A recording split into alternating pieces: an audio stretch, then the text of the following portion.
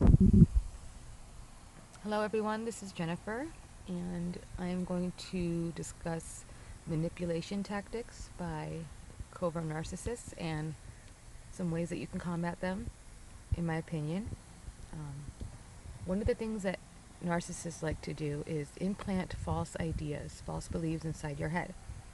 Sometimes they're completely false and maybe even a little malicious, but through repetition and over a long period of time, it kind of sticks with you and you kind of tend to believe it over time. And for example, my ex-narc at one point, there was one point, only one point where he was making good money. He got a huge raise and I was very proud of him and everything. And prior to this, and at that time, unfortunately, I wasn't working, maybe 3, 4 months. And prior to this, the entire time, the years that I've known him, I've always made more money than him, and I've paid for a majority of everything. And I've never brought it up, I never gave it a second thought. But at this time, when he happened to get a raise, he, for some reason, needed to tell me that he asked me, "Are you jealous of my success?" And I didn't even think about it. I thought, no, like, why would you think that? That was very weird for me. But then he kept saying stuff like, "Are you sure you're not jealous? Because I think you're jealous." And that is clearly, as I see now, a malicious statement for no reason. And I clearly was not jealous. I was praising him and I told people about it. And even when we hung out with his friends, I would bring it up and, make them, like, "Oh, congratulations, good job." So there was no indication that I was jealous. And at that time, in order to defend myself or combat this, I could have been truthful. Like, I could have said something like, "Why would you think I was jealous? I've always had a better job than you. Like, I'm happy for you. I don't know. That's very weird that you would say that." And call them out on it. And I think it's very important with narcissists. It's very important, actually, to not, you don't need to cause a scene. Causing a scene, being emotional about things, or I could have been very upset and said something like, "Oh my God, you are so insensitive. You're such a jerk."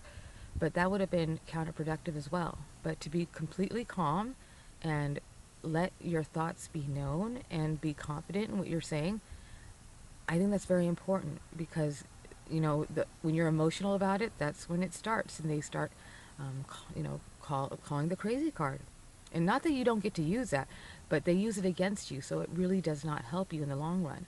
But at that time when he said this to me, I was very confused. I didn't think he was being malicious. I just thought it was very weird, and it made me feel weird. And I actually, what I normally did is looked up the word jealous.